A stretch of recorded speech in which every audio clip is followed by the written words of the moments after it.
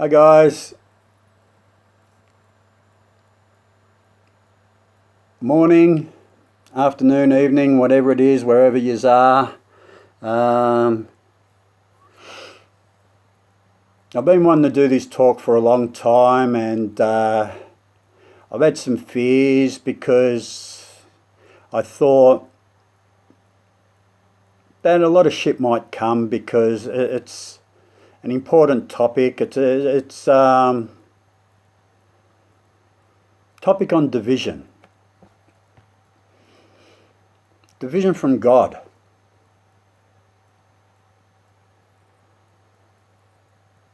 And the turn away from God. And we all know what division is. You know, we're freedom fighters, we're just normal people, whatever the case is. We know what division is. You know, it can happen within a relationship, a division, you know. It can happen in the workplace, a division, you know.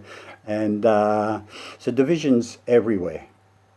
Right? It's a part of the system. The system created the division, so it turns people away from you know, whatever, race, you know, whether you're rich or poor, you know, it makes no difference. It's all been division. But the ultimate division is division from God, right? Because God's got all the power.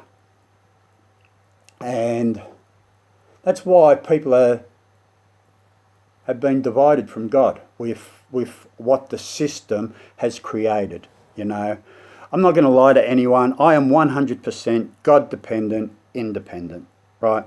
I'm not codependent and all people dependent, 100%, right? Now, the thing is, I'm self-reliant, right? And I'm okay. I'm doing okay that way. Now, don't get me wrong, you know, dependency is needed. As a child depends on his parents, right? But when the child leaves home, right, that's where the dependency ends. And the same as the elderly, you know, the elderly depend on people as well, right? That's not the dependency I'm talking about, you know. I'm talking about the dependency of emotional pain, you know. People are not qualified psychiatrists or psychologists, right? They're not qualified in that field. Now, you know,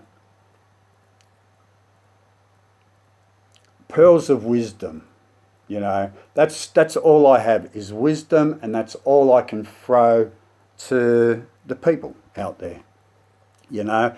And what I want to do is tell you a little story about my first push bike. You know, my first push bike, I remember I got it, you know, and I had training wheels on it. And those training wheels that were put on that push bike was to support me, to stop me from falling.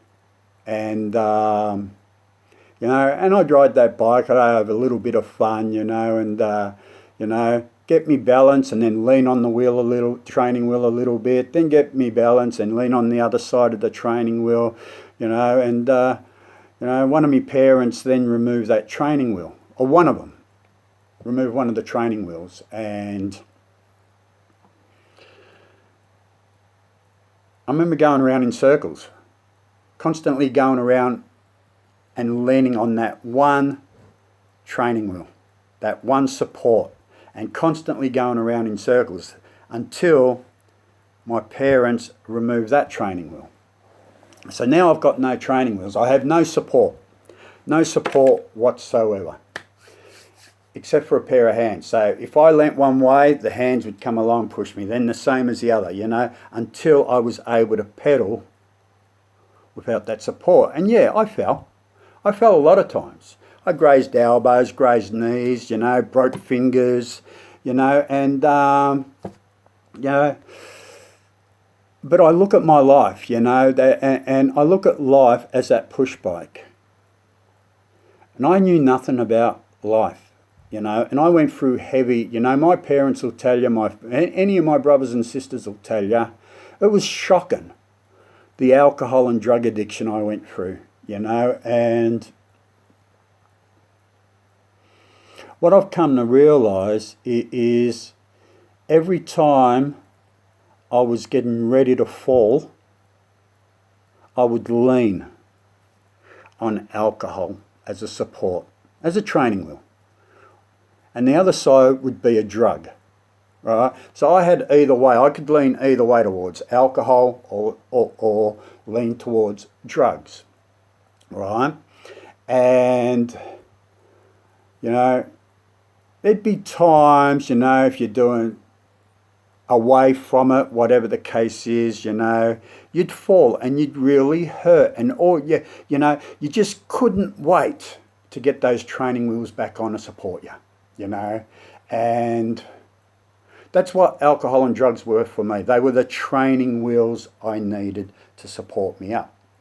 Now, once the alcohol, you know, I stole a lot of alcohol from my bar, my mum's and stepfather's bar, you know. I'd be 10, 11 years of age and I'd go to school drunk and, you know, my school buddies will tell you that. I left school at 14, the teachers couldn't handle me, no one could handle me. And yeah, so left school at 14. Started working in the meatworks and yeah, 6 o'clock in the morning, 7 o'clock in the morning we're drinking, you know, and... But the thing is, I'm going to cut it short, is every time something was wrong in my mind or emotionally, I always leaned on alcohol or drugs, one or the other, you know. I wasn't a bad drug addict. I mixed pills with alcohol more than anything, you know, and Valium, Seropax, Rohypnol, you know, and... they were my training wheels, my support, what I needed. But the thing was, they stopped working. And I'd look for new supports. And the new supports I would pick up was doctors and medication, you know. And that'd work for a bit, but then I'd eventually go back to the original training wheels, with being...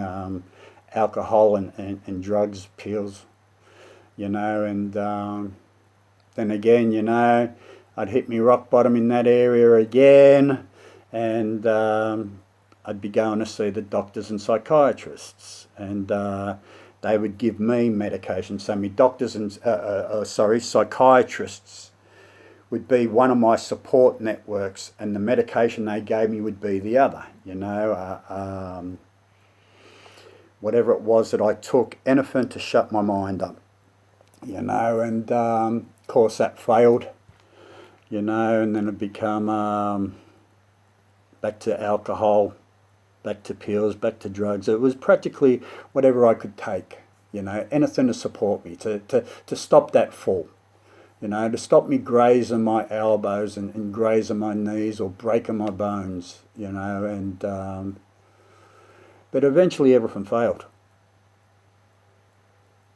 you know, and it was the worst rock bottom, you know. A lot of people got hurt. My mum got hurt. My stepfather got hurt. You know, my brothers and sisters got hurt. My friends got hurt. A lot of people got hurt. And, you know, I thought, that's it, I can't do this anymore. And I turned to God. And... that's where I got well, you know, and if doctors and psychiatrists worked for me, I would tell you that, you know, and the same as if alcohol and drugs were working for me, don't you think I'd say, yeah, go have a drink, right? But they didn't work for me, you know. If people worked for me, I would say, yeah, go to that group, you know, they'll tell you exactly what you need to do and all this sort of stuff, you know, which, you know, Scott Peck in The Road Less Travelled, he wrote in that book, he says, do we want to talk about our problems? And well, I understand a problem shared is a problem halved, but Scott Peck says, do we want to talk about our problems?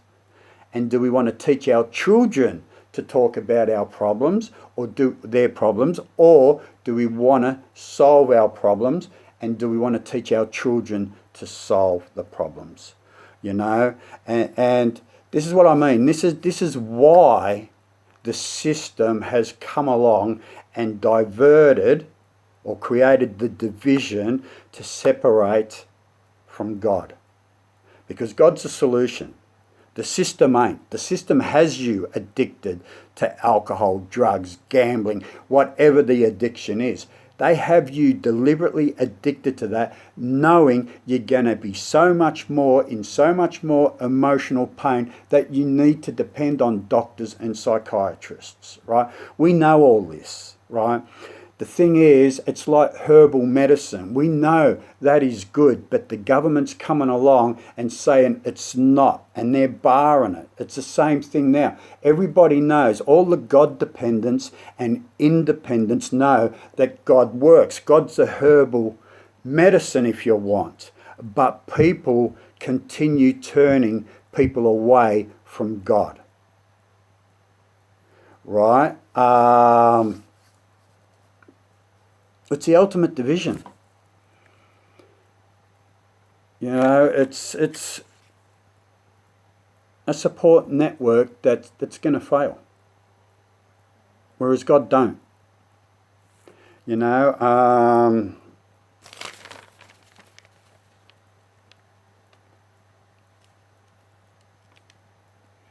light and brighter equals heaven. You know, we all know heavy and darker is hell.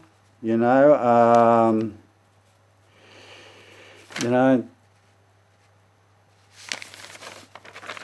we need to decide. You know, what's going to help us. You know, the thing is, I'm independent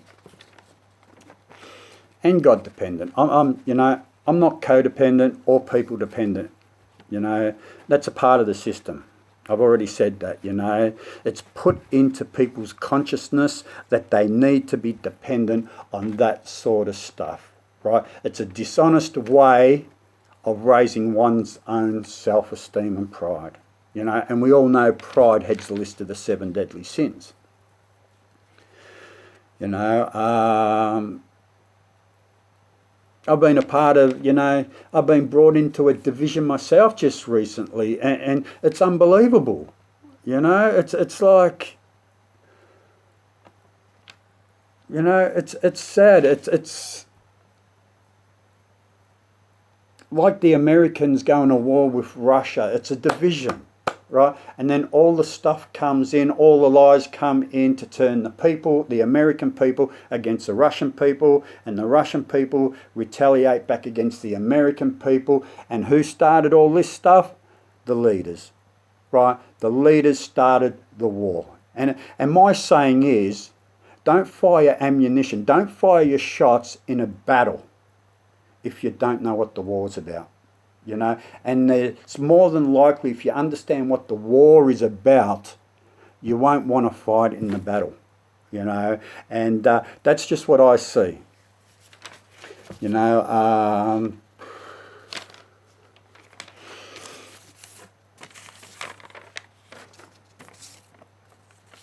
yeah, so that's me, you know. I used to sell drugs when I was a child, not a child, but, you know, teenager. And I'd push it on to people, you know, and yeah, I'd say this is good stuff, this is good shit, you know, you got to try some, right? And so I'd sell it, and basically people would come back for more, and I'd sell more, and then people would come back for more, and so on and so on. And the same as the bottle shops. What are the bottle shops about? Right? We go there, we buy it, we get addicted. It's a dishonest way of lifting one's own self-esteem. We get addicted to it, so we keep going back and we buy more. Right? And it's the same as people, right? Codependency. I'm not going to push people, right? You know, if I push people on other people and say, do this, you know, it's a good source, that might be the case, right? And like I said earlier, I think I did anyway, children need to depend upon parents. Children need to depend on people. You know, as much as the elderly in the nursing home needs to depend on the doctors, the nurses there, or living at home, they need to depend upon the children, you know. So there's a right dependency. But it's the emotional dependency, which is what I'm saying is wrong, you know.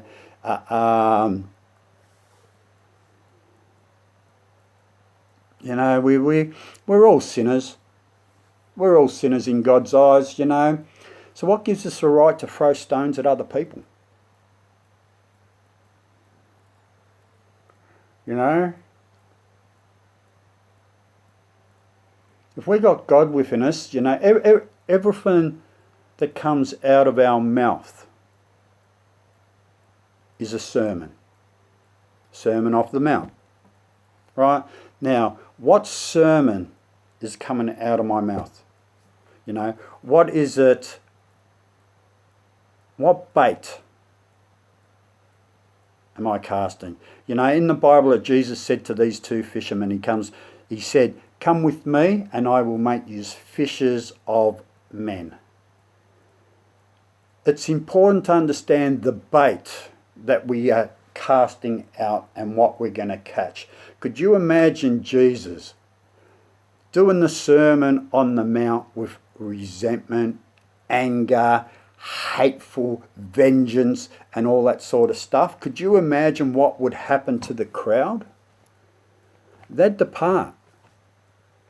You know, and that's what happens to us. You know, when we put that stuff out from our mouth, that's our sermon. And what are we doing? Are we catching bait? The bait we cast out, are we getting people hooked in with that? Is it love that people are hooked into?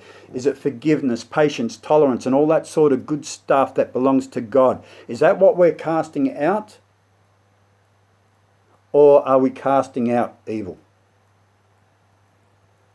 You know, whose will are we doing?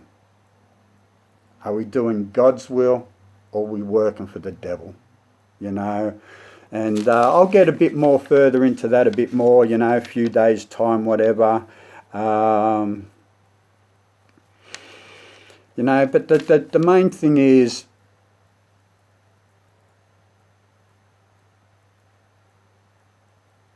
it's the ultimate division. Independence being God dependence and codependence being people dependence. You know, and seriously, chase it back. Chase it back and see where it come from. Because I tell you what, personally, I'd like to go up and shake the founder's hand of the codependent movement and say thank you for separating the wheat from the chaff. You know, because that's the way I see it. You're either God dependent or people dependent. You cannot, the Bible says you cannot serve two masters. So who am I turning my will and my life over to? Am I turning it over to God? Or am I turning it over to other people who can manipulate and use that against me and punish me and emotional blackmail, whatever the case is, because I gave them that little bit of information, that personal information? You know, I'm an alcohol and drug counsellor, I have been for 34 years, and this shit comes to me and it is confidential. It stays confidential. Right? Because it can't be given out. It's confidential. It goes to God. You know, God says take those gifts to the altar and leave them there. People just don't know how to do that. Right? And there's a few of us around that know how to do that, to show people how to do that. Right? To get rid of all those defects within their character. Right? The shit that doesn't belong there, so God can come to the surface. You know, there's nothing wrong with being God dependent. That's where the strength is. You know, this is what I can't understand, you know. There's nothing wrong with herbal medicine, but yet people will go against it, the same as people go against God. There's nothing wrong with Russia, yet people will go against Russia. right? There's nothing wrong with certain people, but yet people will go against people, right? That's division, right? And yet the ultimate division, God and man.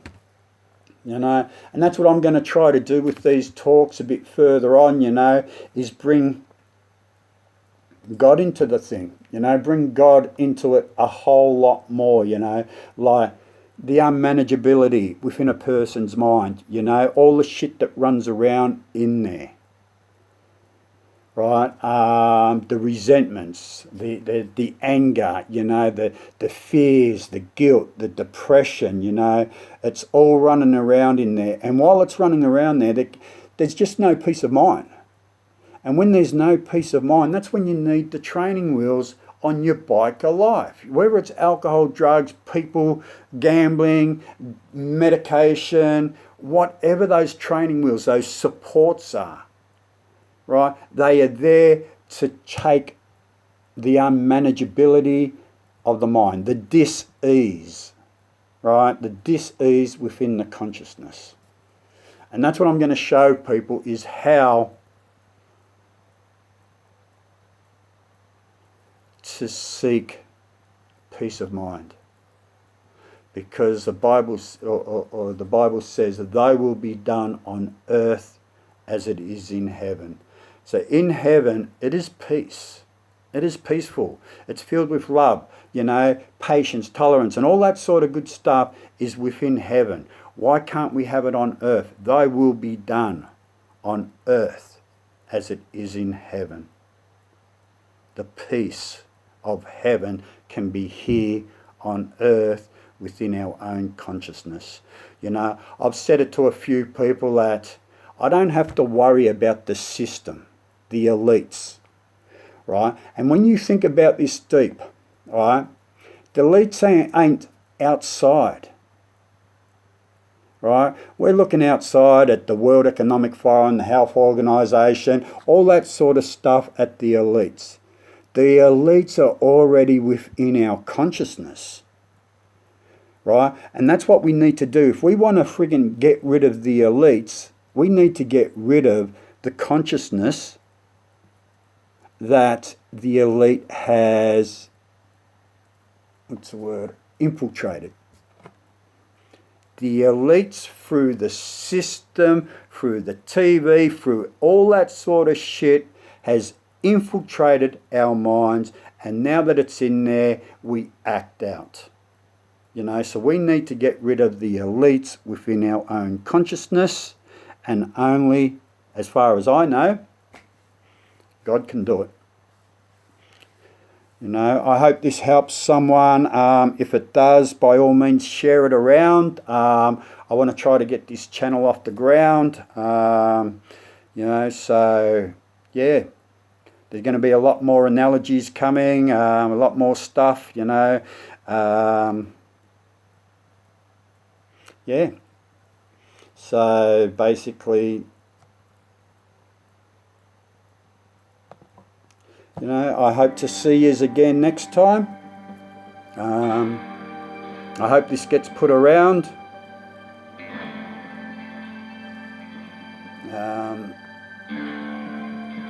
I hope yous all do good, you know, honestly. I hope a lot of yous escape your demons. I'm here for a reason. I know my life's got meaning for sure. It's the worst battle for everyone to fight their own demons within. But in the end, it's worth it.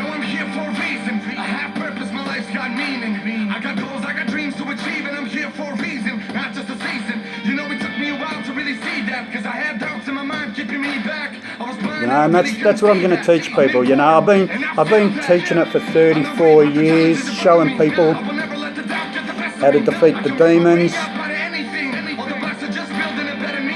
You know, basically only fears within the consciousness, and that's what I've loved doing for 34 years. I did have an 8-year break, so what's that? 26 years I've been teaching spirituality, and I've decided, you know, just recently, that's where all my happiness was, seeing people recover, seeing people get married, have children, to be a part of that, you know, to continue seeing them keep on going healthy and happy. That's where it's all worthwhile for me, just to see people recover from their demons. And that's what I hope to teach, you know, online here. Because I've gone through the wars and the struggles, but I'm still here. Rest in peace to the ones that passed. I won't waste your chances. I move forward, no fear. I've been close to death with no defense. Whole load of meds, seen hospital beds. I know what it's like when you can't hold your breath. Lying there praying that your time ain't next. This is survival. The self-belief is so vital. When you're down on your knees saying, Lord, please, and then you get back up and you keep on fighting. My enemies keep firing. It's cool, I move fast like lightning. I'm here with intention, I'm here with direction. Here for a reason, here for a reason. You know, there's many a times Just keep on going. I go through problems, but I sit at home, you know, I sit at home, I deal with it with God like Jesus did in the desert, you know, and he went out to the desert and the devil tempted him so many times and Jesus never surrendered. And that's what I do when I come home with a problem. I sit down and see how strong my God is. See if God can help me recover from that problem or whether the devil is going to win, right? And every single time, God wins the battle for me. And I learn from it, you know, and that's the best thing. I learn from it, right? And I move on, right? The devil doesn't defeat me. Whether it comes in the form of other people or makes no difference what form it comes in, and I know it's around. We all know it's around. It won't defeat me because my God is too strong, and that's what I'm here is to show people how to receive that power as well. You know, so I honestly hope people will follow this channel. I hope people will share it. That's all I want to do is try to help. Anyway, cheers guys.